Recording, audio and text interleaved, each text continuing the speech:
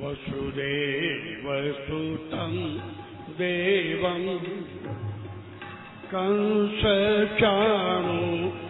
कंसचाणूरमर्दनं वसुदेवसुतं देवं कंसचाणूरमर्दनं देवकी परमानन्दं कृष्णं वन्दे जगद्गुरुं देवकी परमानन्दं कृष्णं वन्दे जगद्गुरुम् अजोऽपि सन् नाव्ययात्मा भूतानामेश्वरोऽपि सन् अजोऽपि सन्नाव्ययात्मा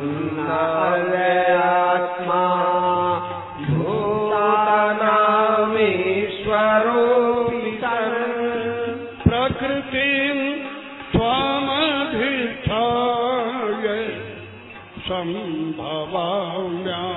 सम्भवाम्यात्ममायया प्रकृतिं स्वामधिष्ठाय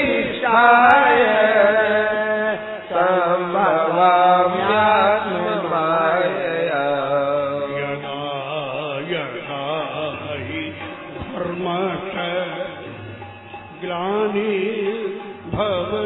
भारत यदा यदा हि धर्मस्य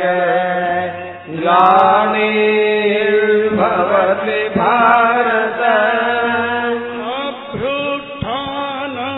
अभ्युत्थानमधर्मस्य तदात्मानं सृजाम्यहम्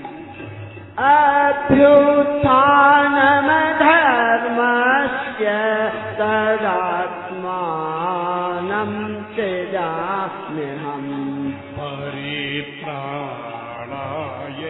साधूनां विनाशाय च दुष्कृतां परित्राणाय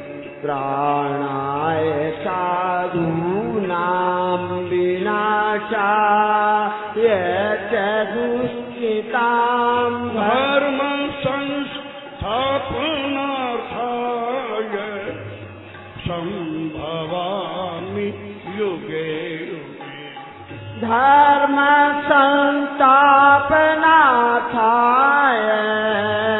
संभवामि युगे युगे जन्म कर्म च मे दिव्य मेवं यो वेत्ति तत्त्वता जन्म कर्म च मे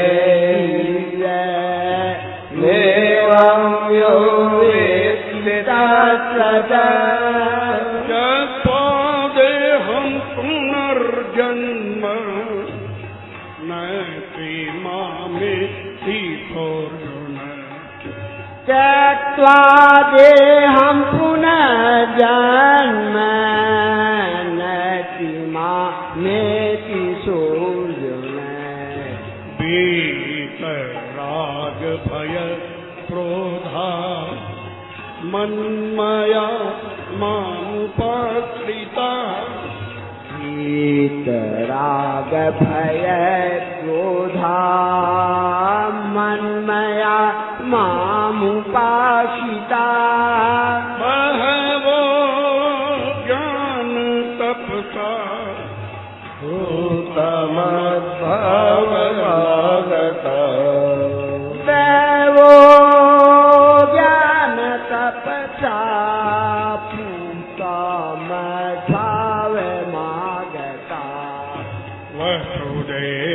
वसुदेवसुतं देवं कंसचाणूरमर्दनं वसुदेवसुतं देवं कंसचाणूरमर्दनं देवकी परमानन्दं कृष्णं वन्दे जगद्गुरुं देवकी परमानन्दं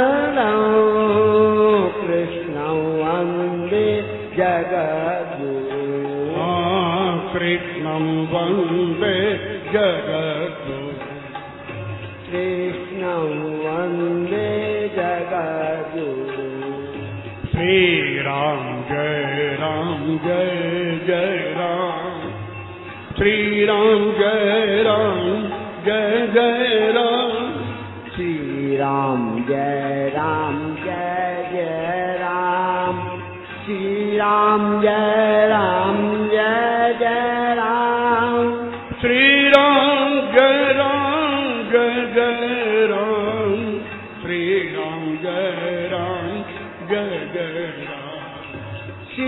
राम जय जय राम श्री राम जय जय राम श्री राम जय जय राम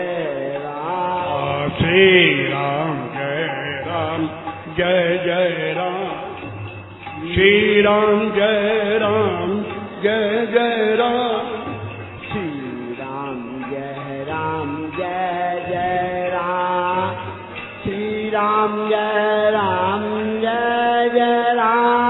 श्री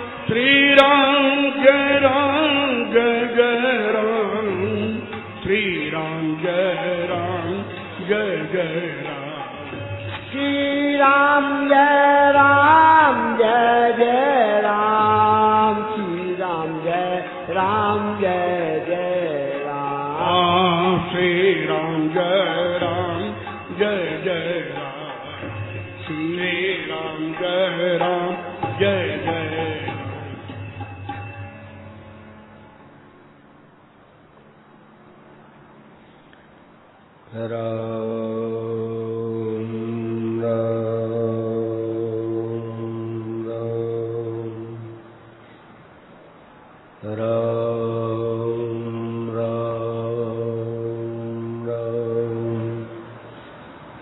रामाय रामभद्राय रामचन्द्राय वेदसे रघुनाथाय नाथाय सीताय पतये नमः कृष्णाय वासुदेवाय देवकी नन्दनाय च नन्दगोपकुमाराय गोविन्दाय नमो नमः परब्रह्म सद्गुरु प्रणम्य पुनिसव संत नमो हरि रामामुर भवन में या पद समान कोई सतगुरु अरु संत जन राम निरंजन देव दास नारायण वीनवे दीजे प्रभु से अधम जीव तुम तारिया तुम ही तारे संत अब कृपा मो पर कहु यो हरिदेव कंद सतगुरु से देवी नदी परम सो प्रणाम अनंत कोटि संत रामदास निस्दिन करूं सलाम नमो राम गुरुदेव दी जन त्रिकाल के वंद विघ्न हरण मंगल करण रामदास आनंद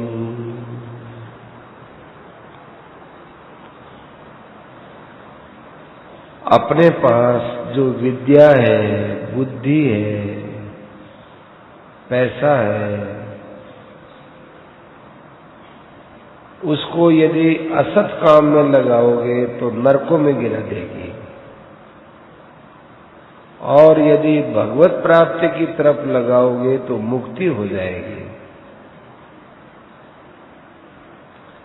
शरीर, इंद्रियां, मन ये तो जड़ है, क्योंकि ये सब देखने में आती हैं और यदि मन, शरीर, इंद्रियां पर शासन नहीं किया तो खुले छोड़े हुए घोड़े के समान चाहे जाए दौड़ेंगी और ये इंद्रियां घोर नरक में डाल देंगी। इसलिए इनका खूब सावधानी से उपयोग करो। ये बहुत काम की चीजें हैं। इस बात पर जो विचार नहीं करते वे महामूर्ख हैं। सबसे बढ़िया बात है अपने द्वारा वो काम होना चाहिए जिससे सबका हित हो। सुधार करना चाहिए, सच्चा सुख मिले, सच्ची चीज मिले,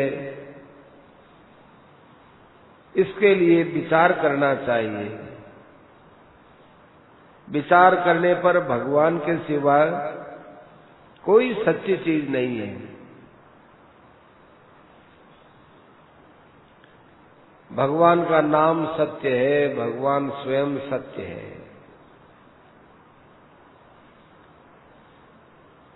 भगवान का संबंध कभी नष्ट करने वाला नहीं होता।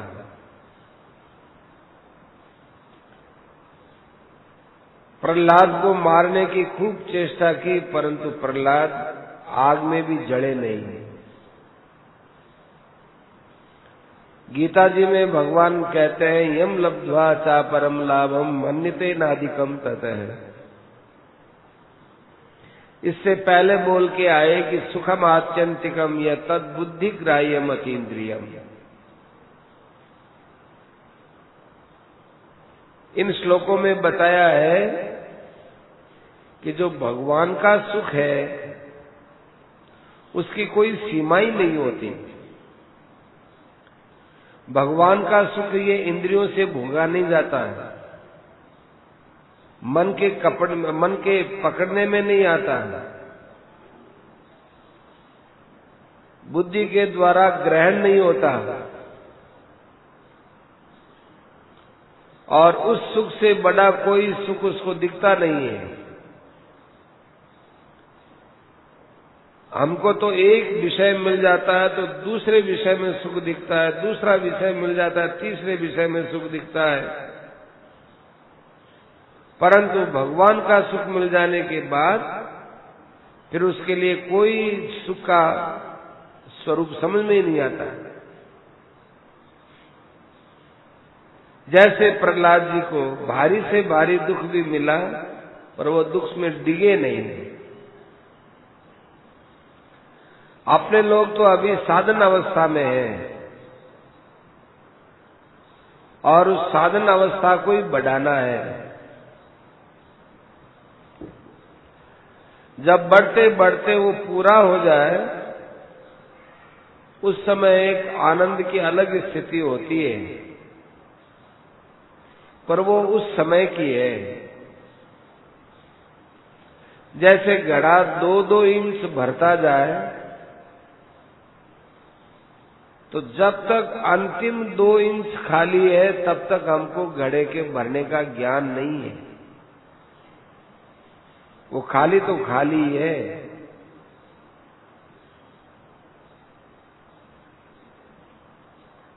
और पूर्ण होने पर वो 2 इंच में से जरा सा भी घड़ा खाली रहने वाला नहीं है।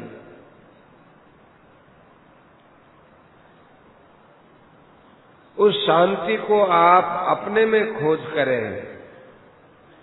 उस सुख को अपने में खोज करें। अपने अंदर है वो सुख।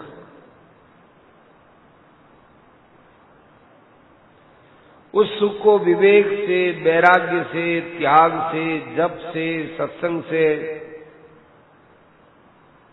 प्राप्त किया जा सकता है।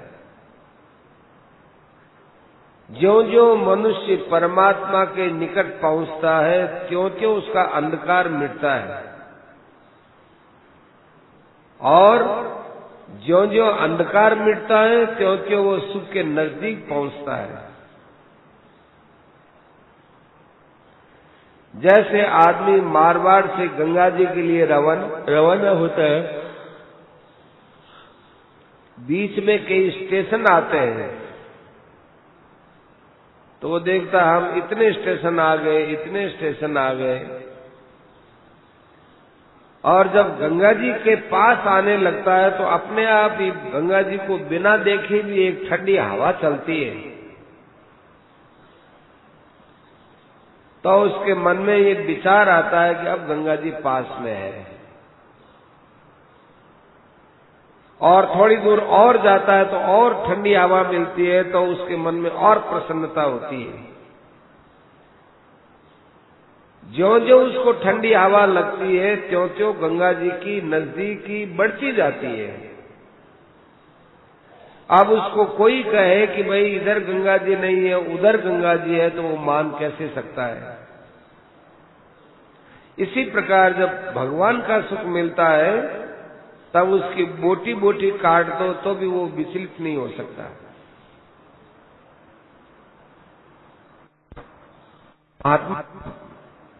महात्मा के पास जाते हैं, उनके पास कुछ जिज्ञासा लेकर जाते हैं, सच्चे सुख के लिए जाते हैं, परंतु जाने पर मालूम चले कि भाई इस महात्मा के पास में कोई सच्चा सुख तो नहीं है, तो फिर क्या उससे पूछने की रुचि होगी? नहीं होगी। और पता चले कि महात्मा है, बड़े ऊंचे हैं, हमको अच्छी बात बताई, तो उसमें पूछने की रुचि होती है। पूछा, किसी ने सत्संग किया, पूछा कि कई बातें तो ऐसी हैं जो सत्संग में आते हैं तो बहुत सुख मिलता है, आनंद मिलता है, परंतु कभी कभी ऐसा होता है कि जैसे हमको कुछ नहीं आता, हमारे पास वो आनंद ठहरता नहीं है। क्या कारण है? तो भगवान ने 3 प्रकार के सुख बताए, सात्विक, राजस और तामस। परमात्मा की तरफ चलने वाला है उसको सात्विक सुख मिलता है। इसको भगवान के विषय का सुख बोलते हैं। ये कोई बहुत बड़ी चीज तो नहीं है, परंतु औरों की अपेक्षा बांधने वाला नहीं होता है। अब वो कैसे बांधता है?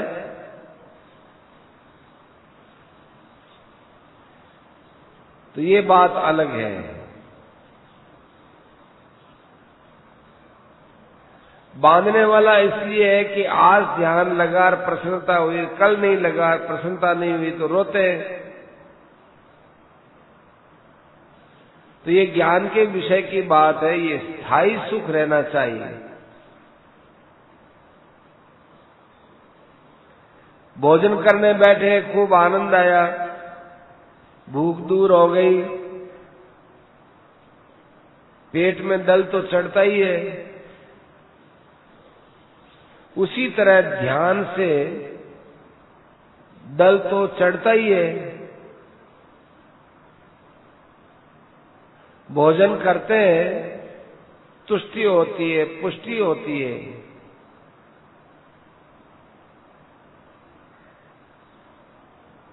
परंतु भगवान का ध्यान करने से जो तुष्टि पुष्टि आती है वो और ढंग की होती है, वो सदा कायम रहती है।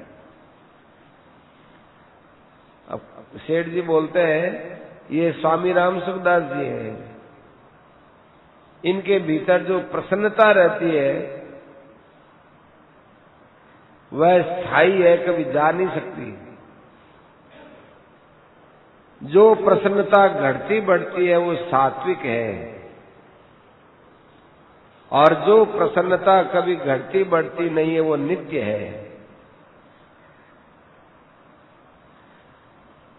योग की महिमा में गीता में कहा, नेहादि कर्मणाशोस्ति प्रत्यवायु न विद्यते।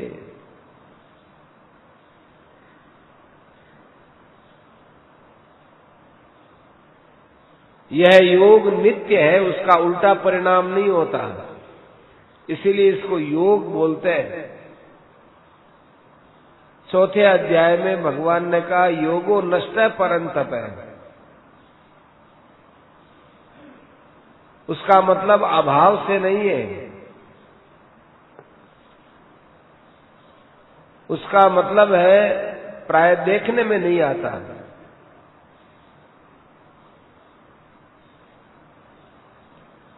एक महात्मा पुरुष है, परंतु उसका हाथ नित्य है क्या? उसका पैर नित्य है क्या? उसका सिर नित्य है क्या? उसकी छाती नित्य है क्या? उसकी इंद्रियां, मन, बुद्धि कुछ भी नित्य नहीं है, सब जलने वाली, सब नष्ट होने वाली।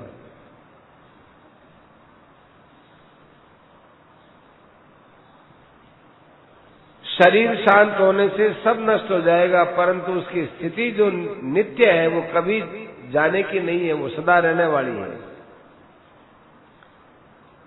वह जिस सुख को प्राप्त हो गया उसको हो ही गया, क्योंकि वो नित्य है। अब आप लोग कह सकते हैं कि हमको भी तो सुख मिलता है, क्या ये नित्य नहीं है कि नहीं है? यदि नित्य होता तो आप लोग यहां क्यों आते? यदि संसार में सुख मिलता तो ज्ञानी महात्मा किसी के पास जाते ही नहीं।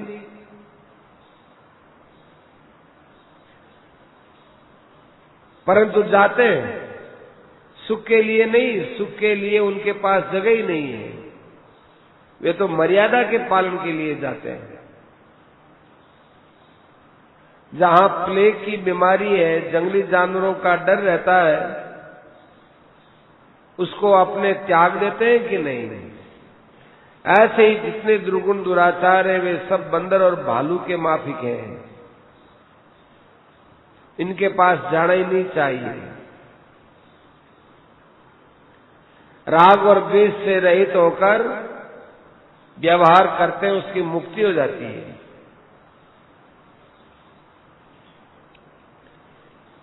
दो आदमी भोजन कर रहे हैं, एक आदमी राग द्वेष रहित होकर, एक आदमी राग द्वेष सहित होकर।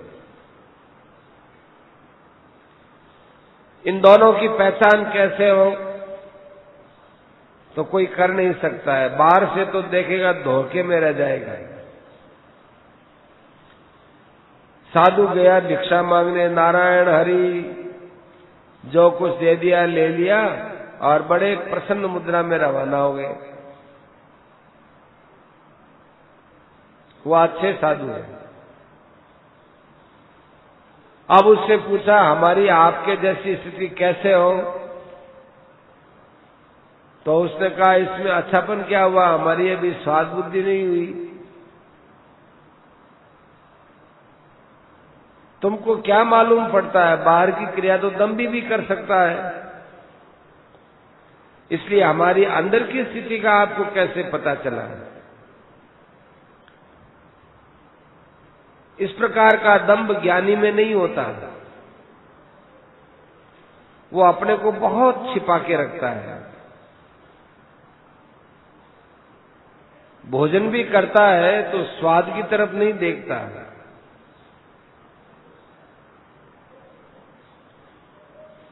विषयों का भोग संसार में बांधने वाला होता है, परंतु परमात्मा की प्राप्ति में भी सहायता करने वाला हो जाता है।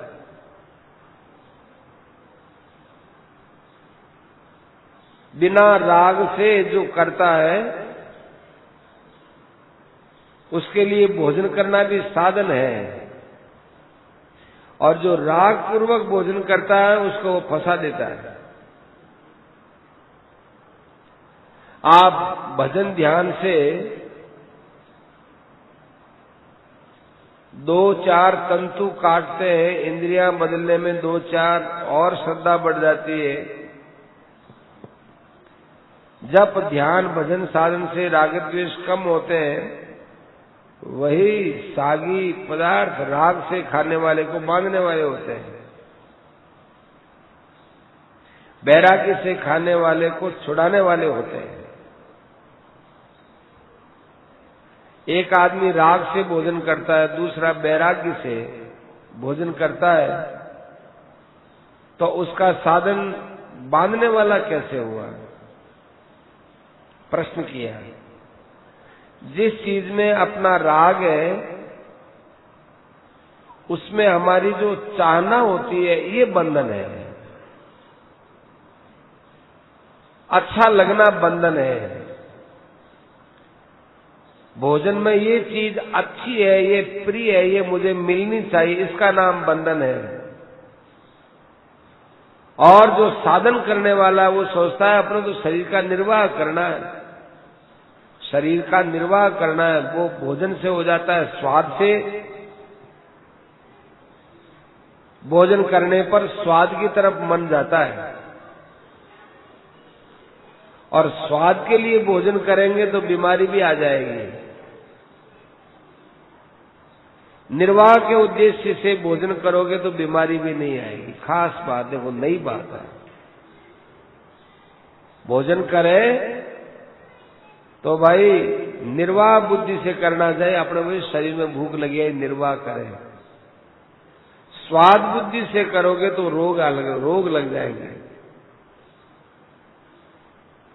कैसी कैसी सेठ जी ने चीजें निकाली खोज करके। स्वाद के लिए भोजन करोगे तो उससे बीमारी होगी, निर्वाह के उद्देश्य से भोजन करोगे तो आपकी बीमारी बहुत कम होगी।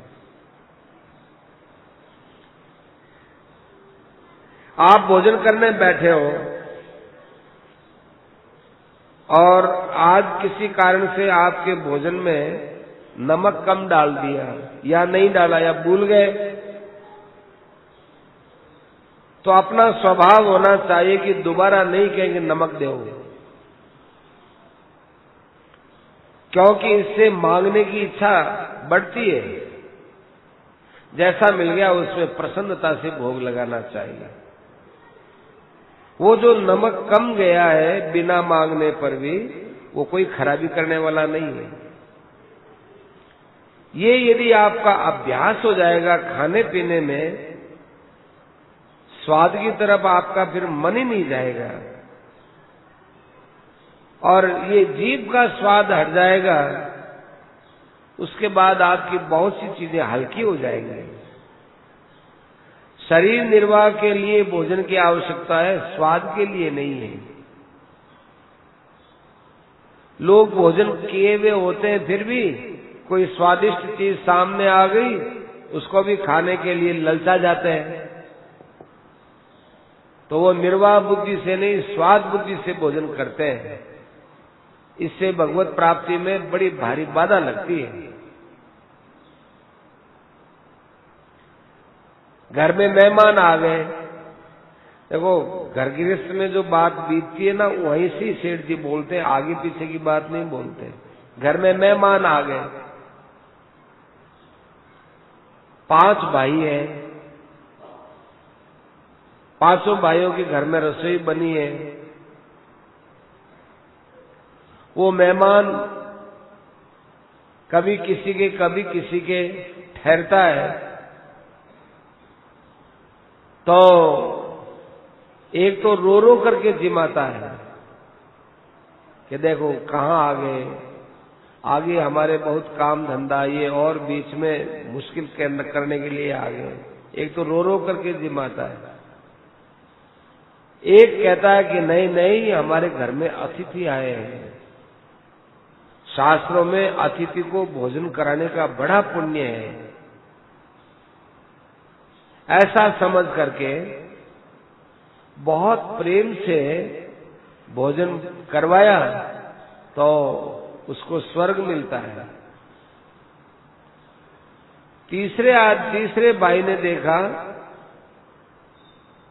कि मैं ऐसा भोजन कराऊं कि सब लोग देखें कि नहीं इसने बहुत अच्छा कराया, तो वो कीर्ति के लिए, मान बढ़ाई के लिए भोजन कराया, उसकी प्रशंसा हो गई। और चौथा है वो भगवान का भक्त है।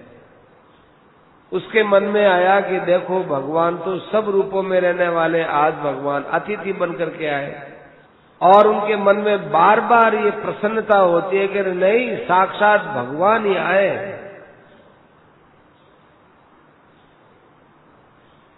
जैसे मोर ध्वज के मन में ये भाव पैदा हो गया कि साक्षात भगवान है,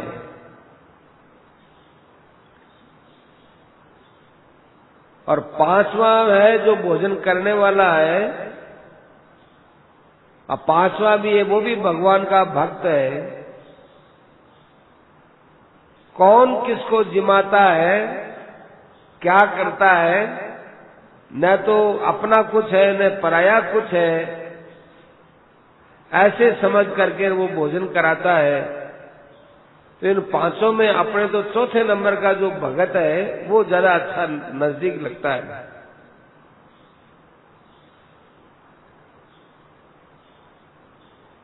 क्योंकि वो भगवान की तरफ ध्यान रखता है। आप 20 वर्ष से संध्या पाठ पूजा आदि करते हैं, लेकिन आपका मन पाठ पूजा में नहीं लगता है। और एक दिन भी यदि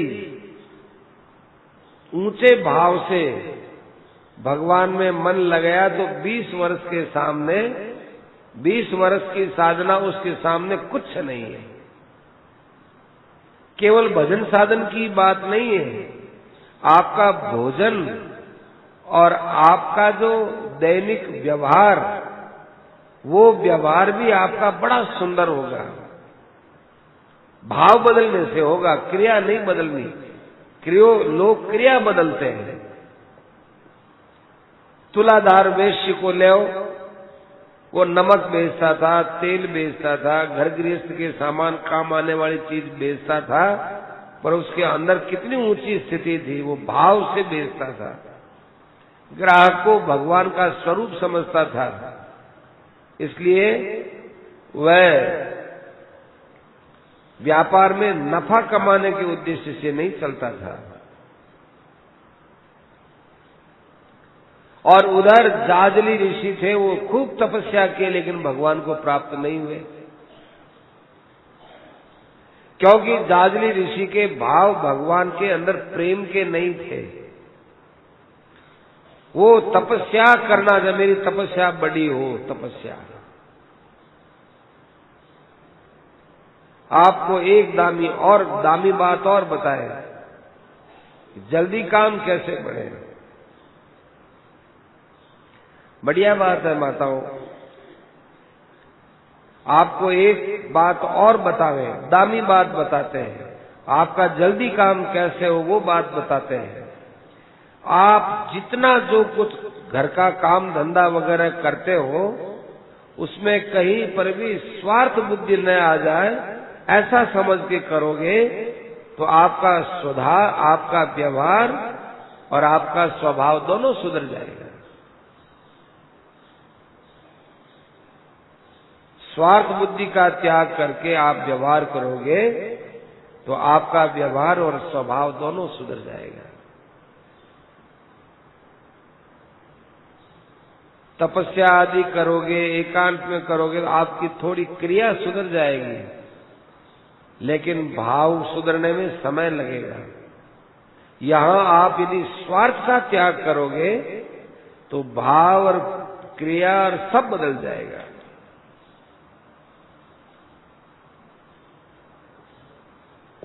एकांत में साधन करते हैं, वहां यदि ऊंचे भाव से करेंगे तब तो सुधार हो सकता है, लेकिन केवल क्रिया बदलते हैं, भाव नहीं बदलते हैं, तो भाई वो एकांत का साधन तत्काल समझ में नहीं आया है। अब आपको व्यवहार में स्वार्थ के त्याग करने की बात बताते हैं। व्यवहार में स्वार्थ त्याग करने के लिए प्रथम तो समझो, सबसे पहले हमको किस बात में स्वार्थ दिखता है? रुपये का स्वार्थ दिखता है, हमारे पास रुपया हो जाए। और दूसरा, हमारे शरीर को आराम मिले, रुपया मिले और रुपये के द्वारा शरीर को आराम मिले। इसका त्याग कठिन होता है, क्योंकि शरीर के अंदर मैं भाव का अभ्यास हुआ है। शरीर मैं हूं। अब रुपए से शरीर को आराम और सुख देने वाली चीजें आती हैं, इसलिए मन में रुपए का महत्व बैठता है। और रुपए और शरीर, इन दोनों से भी ज्यादा मान बढ़ाई का त्याग बड़ा कठिन है। मान बढ़ाई का त्याग कठिन बताया है।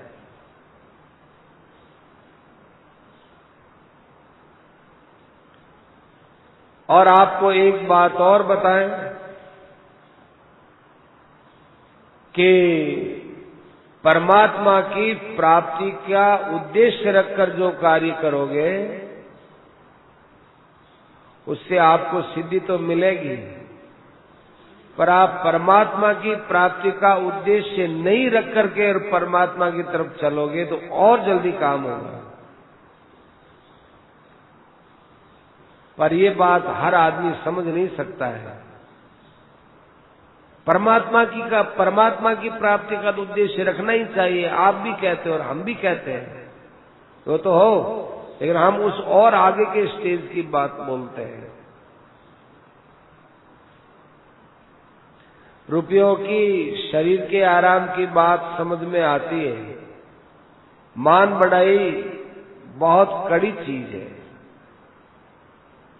मान बढ़ाई को ये हमारा स्वभाव पकड़ लेता है। अब मैं आपको बहुत सुगम उपाय बताता हूं कि जिससे आपको मान बढ़ाई आदि का त्याग करना सुगम हो जाए। पहली बात तो यह है, अपना कोई मान करे तो जहां सुख होता है वहां दुख होना चाहिए। जहां हमारी निंदा होती है और हमारे अंदर चुभती है उसकी जगह प्रसन्नता होनी चाहिए। उसका उपाय क्या है कि पहले से ही सोच के चले कि यदि कोई मेरी स्तुति करेगा, मेरी बड़ाई करेगा तो मुझे प्रसन्न नहीं होना है। तो अभ्यास करें कि जैसे आज मेरे कांटा चुभ गया। निंदा करें तो निंदा में आनंदित होना चाहिए, बहुत अच्छा हुआ, हमारी निंदा हुई, बहुत अच्छा हुआ। खुशी किस बात की होनी चाहिए कि मेरी जो निंदा करता है वो मेरा सुधार करता है, वो मेरे सुधार में लगा हुआ है और मेरे द्वारा कभी निंदनीय क्रिया नहीं होगी, सावधानी आएगी। ऐसे विपरीत भावना से चलना चाहिए। अर्थात मान बढ़ाई में दुख होना चाहिए और निंदा मन से चुभनी चाहिए। निंदा में खुश होना चाहिए, मान बढ़ाई में दुख होना चाहिए। ऐसे विपरीत भावना करने से जो दुख होता है वो बड़ा भारी आनंद का रूप होता है। मान बढ़ाई में तो ये समझना चाहिए कि इससे मेरा पतन होगा, कोई फायदा नहीं है। कोई आदमी हमारी बढ़ाई करता है तो इसमें कोई हमारा लाभ होने वाला नहीं है, साफ देखना चाहिए। मुझे ये मान बढ़ाई अच्छी क्यों लगी, मेरे अंदर कोई खराबी है। जैसे कोई आदमी नीम का पत्ता खाए और उसमें स्वाद आए तो वो सीधा डॉक्टर के पास जाता है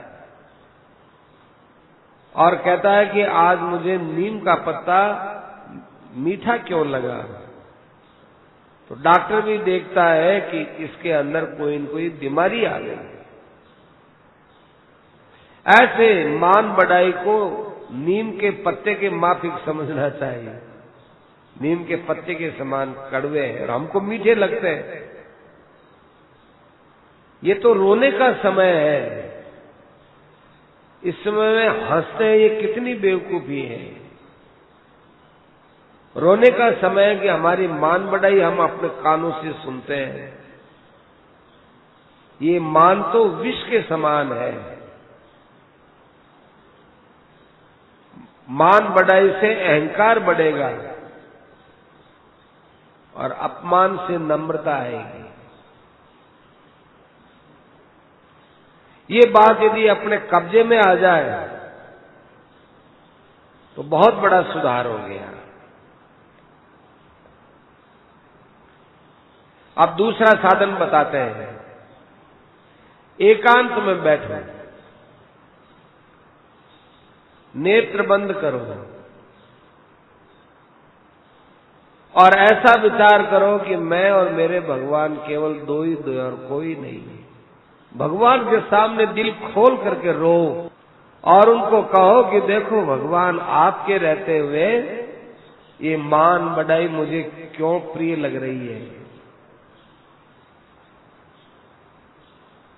ऐसा भगवान के सामने रोना चाहिए, बहुत बड़ा लाभ होगा। और इस रोने का आप जानो और भगवान जाने, तीसरे की जरूरत नहीं, लिखा साहब। क्योंकि और की अपने मतलब नहीं। मान बढ़ाई परमात्मा की प्राप्ति में बहुत बड़ी भारी रुकावट है। इसलिए सब बातों को मिला करके सोचो कि रुपए का, शरीर का, मान बढ़ाई का और प्रशंसा का जो सुख है, शरीर का जो आराम का सुख है, इससे बढ़कर हमारा और कोई शत्रु नहीं है। बहुत बड़ी भारी शत्रुता की बात है।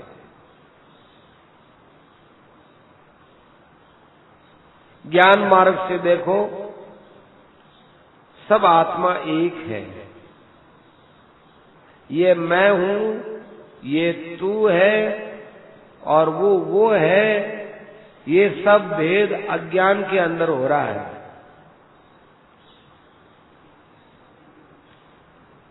एक भाई के 50 दुकान है। उन 50 दुकानों में कहीं पर भी लाभ होता है तो वो उसी के ही हुआ है। किसी में भी लाभ हो गया वह अपने ही हुआ। इसी प्रकार से सब भाई साधन में लग जाए तो उनका साधन का अपने अंदर जो ये भाव है कि सब साधन में लग जाए, तो उनके साधन में लगने से अपनों को भी लाभ होगा। एक पिता है, उसके कई लड़के हैं। एक अच्छा है, वह दूसरों को अच्छा बनाने के लिए आगे रहता है कि मेरे और भाई भी आगे बढ़े। उससे पिताजी बहुत खुश होते हैं। पिताजी देखते हैं कि ये अपने सब भाइयों को आगे बढ़ाने की चेष्टा करता है। इसी प्रकार भगवान भी खुश होते हैं। जो कोई पाप करता है, दुराचार करता है, भगवान देखते हैं कि भाई अब कोई सृष्टि में सुपात्र आएगा, वो सुधार करेगा। अरे हमारे व्यवहार से भगवान खुश हो जाए, कितना बड़ा काम हो गया। भगवान खुश हो गए तो इससे बड़ा कोई निष्काम भाव है ही नहीं। स्वार्थ का त्याग करके जो करना है वो सबसे उत्तम है। देखो सत्संग हो रहा है तो सत्संग में औरों को भी बुलाना चाहिए।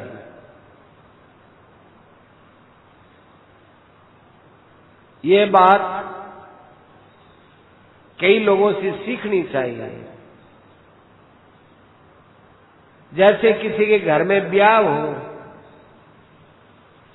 तो वो सबको निमंत्रण देता है भोजन कराता है, वो देखता है कि मेरे विवाह में जो आज मुझे आनंद मिल रहा है वो आनंद सबको बांटूं, नहीं तो सबको बुलाने की क्या जरूरत। वो अपने आनंद में बुलाना चाहता है। ऐसे ही सत्संग का एक अलग ही आनंद है, उस आनंद में बुलाने की चेष्टा करनी चाहिए।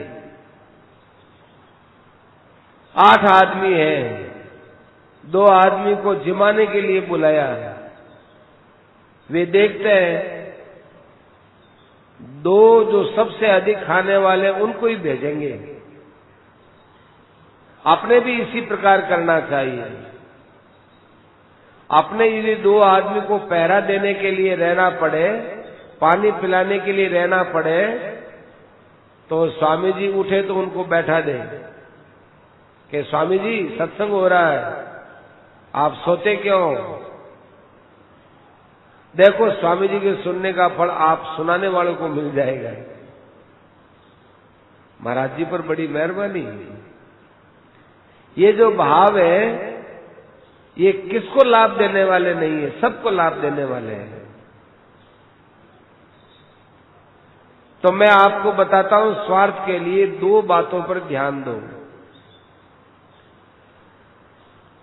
जहां बलिदान का काम पड़े वहां आगे आ जाओ, और जहां खीर खाने का काम पड़े वहां पीछे हट जाओ। ये स्वार्थ की कसौटी है, स्वार्थ त्याग की कसौटी है। एकांत में जिस तरह अपने साधन करते हैं उसमें बड़ी भारी कमी है। क्या कमी है कि एकांत में कोई रोकने वाला नहीं, कहने वाला नहीं, नींद आ गई तो उठा के आराम से सो गए, तो आलस्य बढ़ेगा, प्रमाद बढ़ेगा, और ये हमारे स्वभाव में घर कर जाएगा, और अंदर एक अभिमान बैठेगा कि हम तो एकांत में रहते हैं। ऐसा एकांत तो अपनी मूर्खता और बेसमझी है।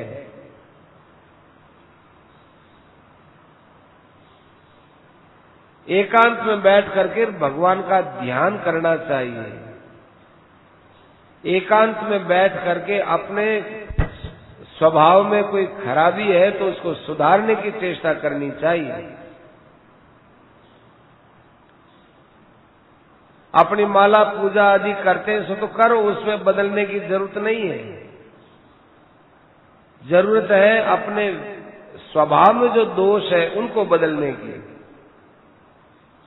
उनको बहुत जल्दी बदल करके सुधारने का प्रयत्न करना चाहिए। ये जो मैंने आपको आज बातें बताई है, ये 50 वर्ष की साधना से भी आपको नहीं मिल सकती जो मैंने बताई है। ऐसी चेष्टा रोज करनी चाहिए। करने से और उनका प्रभाव जानने से श्रद्धा प्रेम होता है। सबसे बढ़िया बात भगवान को अपना मानने से होता है। जितना अपनापन बढ़ेगा उतने भगवान अपने आप मीठे लगेंगे,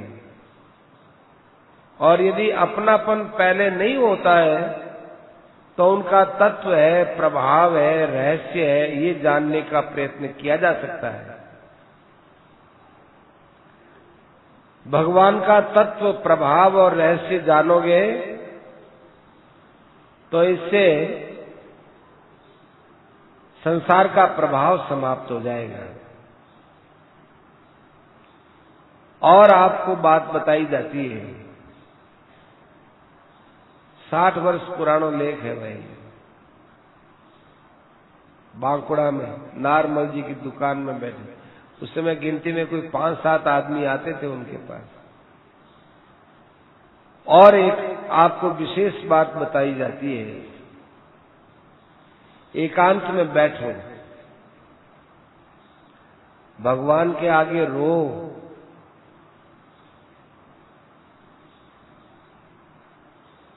और उनसे प्रार्थना करो, आपकी कितनी मेरे पर दया है, मैं जितनी दया के लायक नहीं हूं उससे ज्यादा आप दया कर रहे हो। आपके प्रत्येक क्रिया में, प्रत्येक विधान में दया ही दया भरी पड़ी है। देखो आपने हमको दुख देकर के भी कितनी दया की है। आप मुझे सावधान करने के लिए, पापों से बचाने के लिए बीमारी भेजते हो। मैं अपने पापों के बोझ से मर रहा था, आपने बीमारी भेजकर मेरे पाप खत्म किए।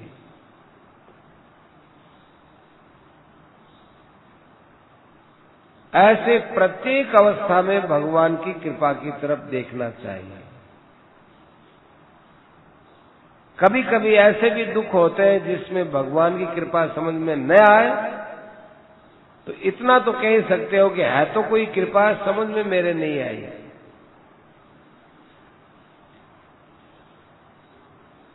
हमारा कोई पाप हुआ है, उस पाप को नष्ट किया, इतना तो समझ में आता ही है। ऐसे भगवान की दया में डूबे रहना चाहिए। किसी ने प्रश्न किया कि पाप छोड़ना चाहते हैं, छूटते नहीं है, पाप हो जाते हैं। तो उत्तर देते हैं, भगवान की कृपा से ऐसा कौन सा काम है जो संभव नहीं हो सकता। आप पहले पाप छोड़ना चाहते हो, बाद में भगवान की बात करते हो। हम कहते हैं आप जैसे भी हो भगवान की शरण में पहले चले जाओ और भगवान को रो करके, प्रार्थना करके कहो, उसके बाद सब पाप छूट जाएंगे। आपके मन में उत्साह रहना चाहिए। किसके बल पर? भगवान के बल पर।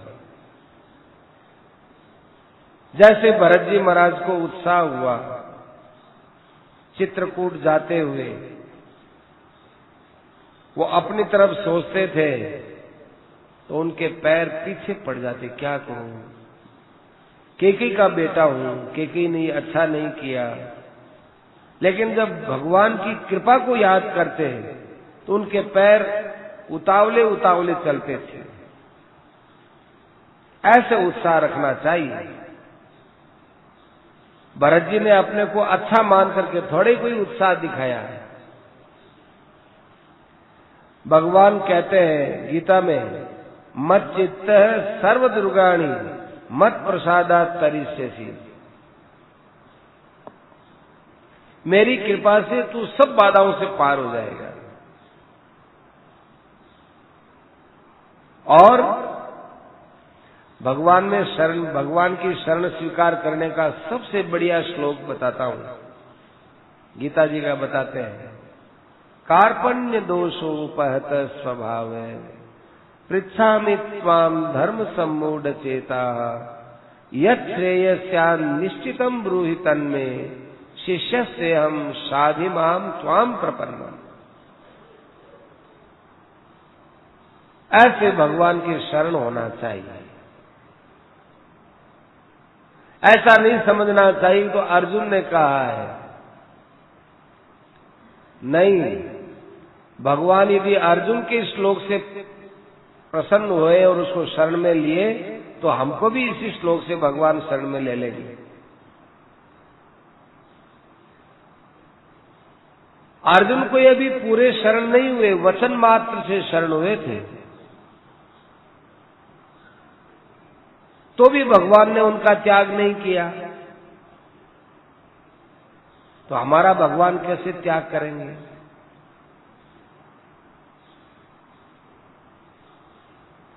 स्वामी जी महाराज ने प्रश्न किया कि अभी आपने कुछ व्यवहार सुधारने की बात कही थी और एकांत के अंदर आलस्य प्रमाद की भी कुछ बात कही थी। वो एकांत के अंदर जो दोष होता है वो विशेषता से बतलानी चाहिए।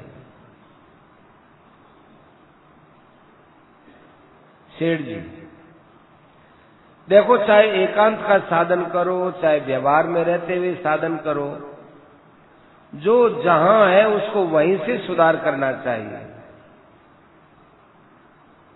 जैसे कोई गीता का पाठ करता है तो उसको समझना चाहिए कि मैं अर्थ समझता हूं कि नहीं, कि यूं ही बांट रहा हूं, मेरे को तो पाठ पूरा करना है।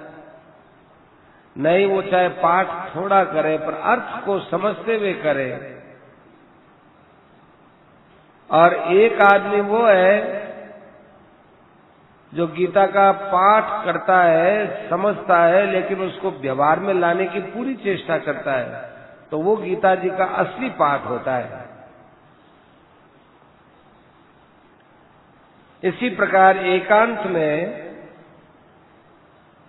भगवान का ध्यान है, वो सबसे ज्यादा महत्वपूर्ण है। और उस एकांत में भगवान का ध्यान करने से अनन्य प्रेम होता है। वैसे एकांत में गीता का पाठ भी कर सकते हैं। नेत्र बंद करके धीरे धीरे गीता जी के श्लोकों का उच्चारण करें, उसका अर्थ समझता हुआ करें। क्योंकि गीता साक्षात भगवान की वाणी है, गीता भगवान का श्वास है, गीता भगवान का हृदय है, गीता भगवान का आदेश है। इसलिए इसको एकांत में मनन करने पर भगवान के ध्यान से कम नहीं, आगे ही है। गीता की कितनी महिमा कही जाए, सब थोड़ी है। गीता का रोज पाठ करो। साधक को इस तरह करना चाहिए, पहले श्लोक के भाव को हृदय में समझे और फिर श्लोक पढ़े। व्याख्यान देने वाला तो पहले श्लोक को पढ़ता है, फिर अर्थ करता है, लेकिन गीता का जीवन बनाने वाला पहले गीता की बात का अभ्यास करता है, फिर उसको धारण करता है।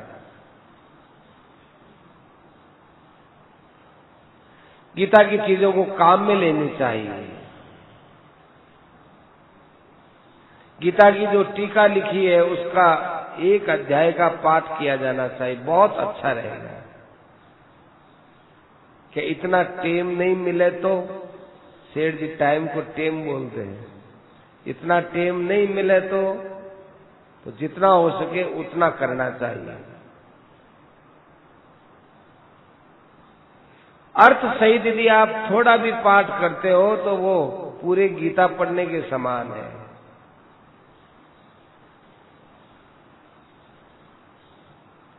कोई आलसी आदमी है, मूल का पाठ कर लिया, मूल का पाठ करते करते अर्थ बांच लिया ही नहीं, तो वो मूल के पढ़ने के समान ही है। असली पाठ करना है, उसका विवेचन अपने अंदर करे, ये दामी चीज है। मेरा कहना केवल पाठ करने के लिए कहना नहीं है।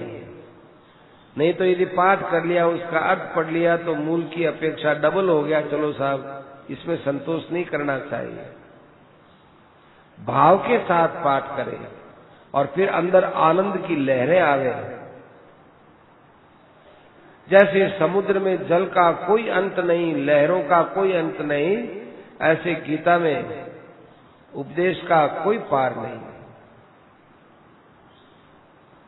पढ़कर करना चाहिए, ध्यान पूर्वक उसका पाठ करना चाहिए।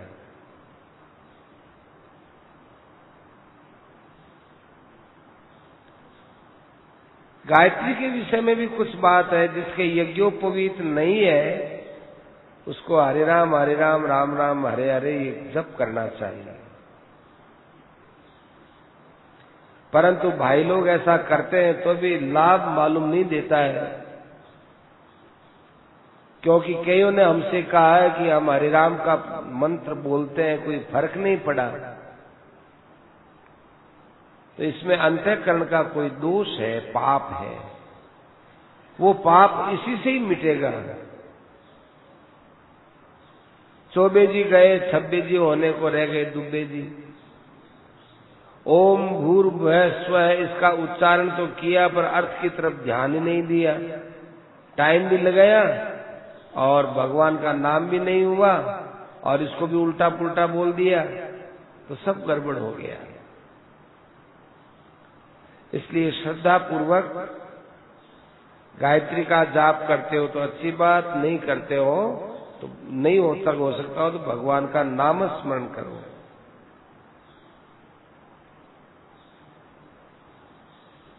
हरे राम,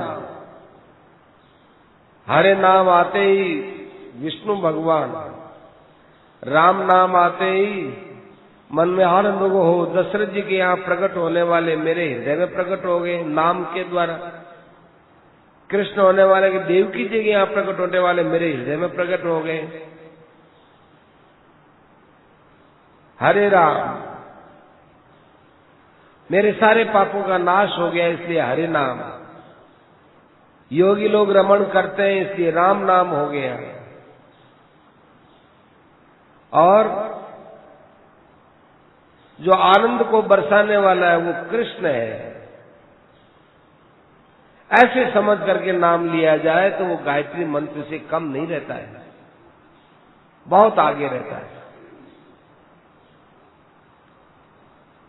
जैसे 10 का नोट है, 100 का है, 1000 का है, 10,000 का भी है। नोट की संख्या इससे अधिक है। माने एक नोट है वो 10 का है, वो एक ही नोट 100 का है, एक ही नोट 1000 का है, एक ही नोट 10,000 का, एक नोट। तो कागज का वजन बराबर हो सकता है लेकिन 10,000 के नोट का कितना महत्व है। जिस समय भगवान के नाम का उच्चारण करे उससे उत्तम होठ नहीं ले, उत्तम तो वह जो होठ ही नहीं।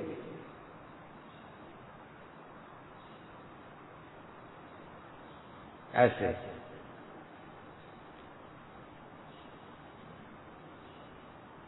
और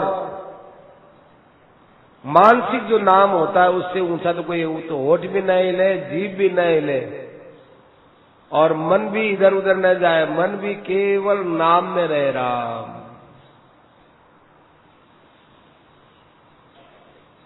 राम मैं ऐसा मन में लिखा हुआ हूं, उस पर ही मन टिके।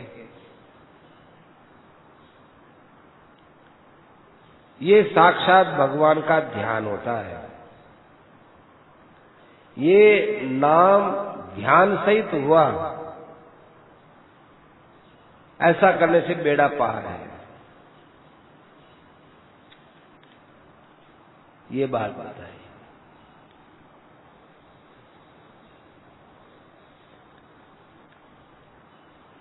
आप लोगों को एक विशेष बात बताई जाती है। एकांत में बैठ करके पहले क्या करना चाहिए कि अपना नित्यनेम वगैरह करके अकेला बैठ करके और मन में ये निश्चय करना चाहिए कि मैं भगवान के ध्यान के लिए आया हूं और खूब आशा लगा करके बैठे कि भगवान अपने को मिलेंगे और नेत्र बंद करके धारणा कर ले कि बस भगवान आ रहे हैं। फिर थोड़ी देर बाद ये ध्यान करें कि भगवान की मूर्ति आकाश में खड़ी है। फिर क्या ये दर्शन हो गए। अपने ध्यान में आने वाले भगवान के दर्शन को बनावटी नहीं समझना चाहिए और प्रफुल्लित आनंदित होना चाहिए। उनका दर्शन करता जाए, उनसे बात करता जाए, अपने आप ही उत्तर देता जाए, उनसे हंसी मजाक करता जाए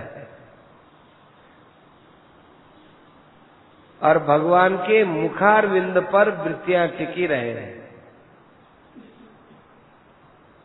भगवान के नेत्र से कैसी समता बह रही है, भगवान के होठों के मुस्कान से कितना आनंद बह रहा है, भगवान के संपूर्ण मुखमंडल से कितना ज्ञान मेरे अंदर आ रहा है, कितना प्रकाश आ रहा है, उनके संपूर्ण शिव विग्रह से एक अलौकिक शांति फैल रही है। बाढ़ आ गई है और उस बाढ़ में हम डूब रहे हैं। इस प्रकार अपने पर अपार कृपा मानते हुए उसमें डूब जाना चाहिए। यदि कोई कहे कि हम तो निराकार की उपासना समझना चाहते हैं, तो उनके लिए बहुत आनंद की बात है। जैसे आदमी पानी में डूबता हो, ऐसे अपने सत्य निराकार एक भगवान है, उसमें हम डूब रहे हैं।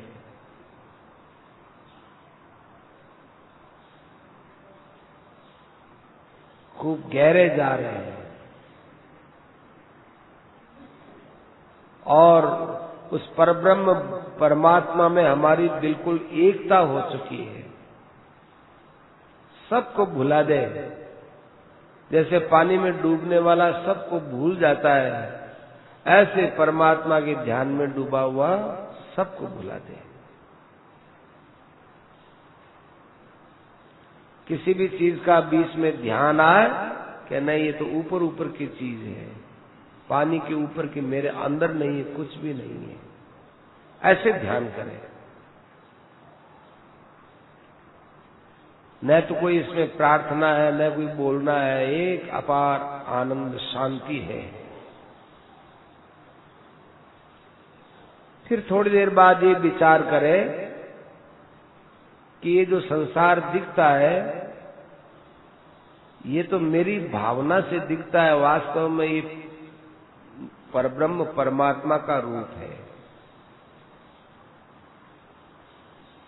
किसी में कोई खराबी दिखे तो हंसना चाहिए कि इसमें क्या खराबी, खराबी तो मेरे देखने में है। हे प्रभु, कैसे निराले हैं, इतने इतने रूप धारण कर सकते हैं आप वृक्ष बने, पहाड़ बने, मिट्टी बने, जल बने, आकाश बने, पृथ्वी बने, आग बने, जीव जंतुओं के अनेक शरीर बने। ओहो, कैसा आपका विश्व रूप है, ऐसा देख करके मुग्ध हो जाएगा।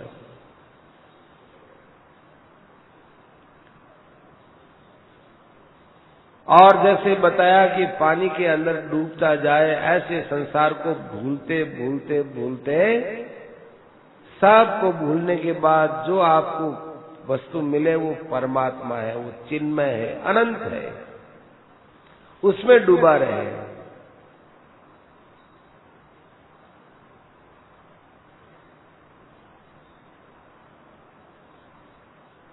ये समझ लेना चाहिए कि भगवान के ध्यान के समान कुछ नहीं है। थोड़ा सेकंड भी यदि आपका ध्यान लग गया तो त्रिलोकी का राज्य भी उसके सामने नहीं है। धीरे धीरे धीरे धीरे इसका समय बढ़ाना चाहिए। जैसे आज कुछ सेकंड हुआ तो उन सेकंडों को बढ़ाओ। सेकंड में आते आते आते 1 मिनट हो गया तो कल 2 मिनट, परसों 3 मिनट, ऐसे डूबा रहे।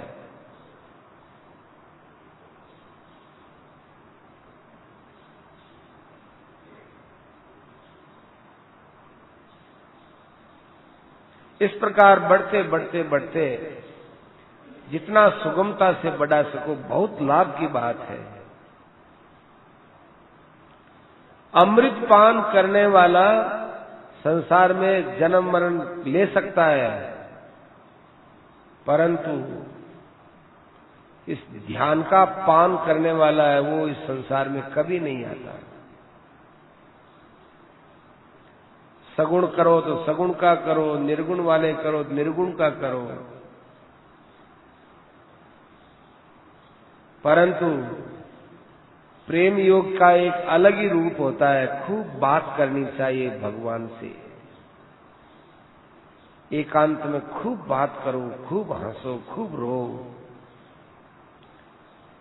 अंदर के नेत्र और हृदय तरांतर हो जाए, मन में एक अपार आनंद हो कि आज हम बहुत नेत्रों से, हृदय से तृप्त हो गए, अमृत का पान किया, भगवान के खूब दर्शन किए। ध्यान के अंदर भगवान की हंसी देखकर तो एकदम मुग्ध हो जाना चाहिए।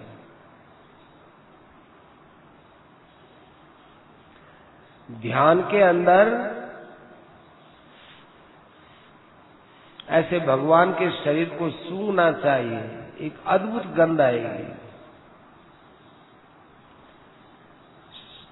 चरणों का स्पर्श करो और मन अंदर ये भावना में चरणों का स्पर्श कर रहा हूं तो शरीर में बिजली सी दौड़ गई, ऐसा भाव बनाए।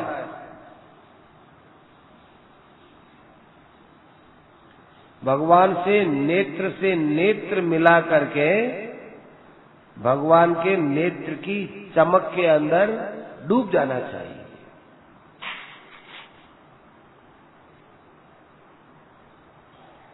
और जैसे कोई बहुत बड़ा प्रकाश आता है तो अंधकार दूर होता है, ऐसे भगवान से नेत्र मिलाकर ऐसा प्रकाश है, उसे समझना चाहिए पाप रूपी सारे अंधकार भस्म हो गए। फिर भगवान के हृदय की कोमलता का विचार करना चाहिए।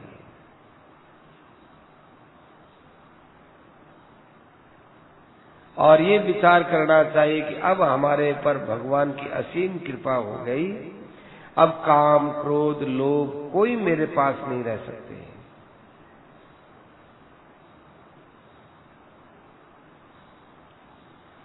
कभी कभी संसार का चिंतन हो तो उस समय ये भाव रखे कि जो मैंने भगवान से मजाक की, अब भगवान मेरे साथ मजाक कर रहे हैं।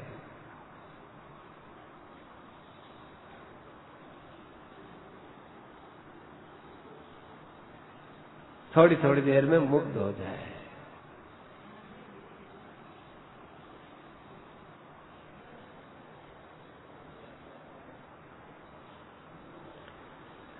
जय सीताराम सीताराम सीताराम, जय सीताराम जय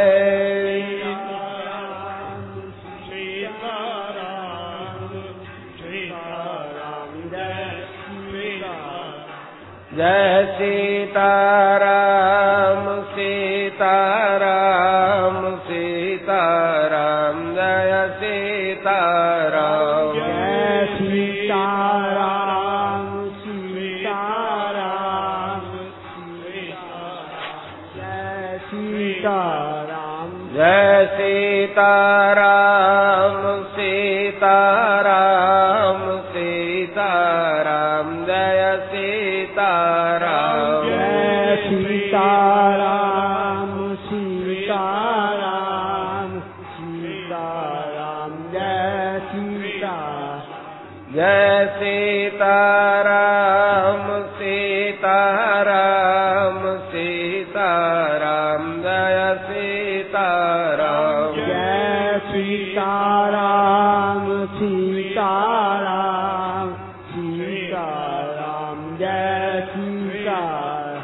जय सीताराम सीताराम सीताराम, जय सीताराम जय सीताराम सीताराम सीताराम जय सीताराम जय सीताराम सीताराम सीताराम, जय सीताराम जय सीताराम सीताराम सीताराम जय सीताराम जय सीताराम सीताराम सीताराम,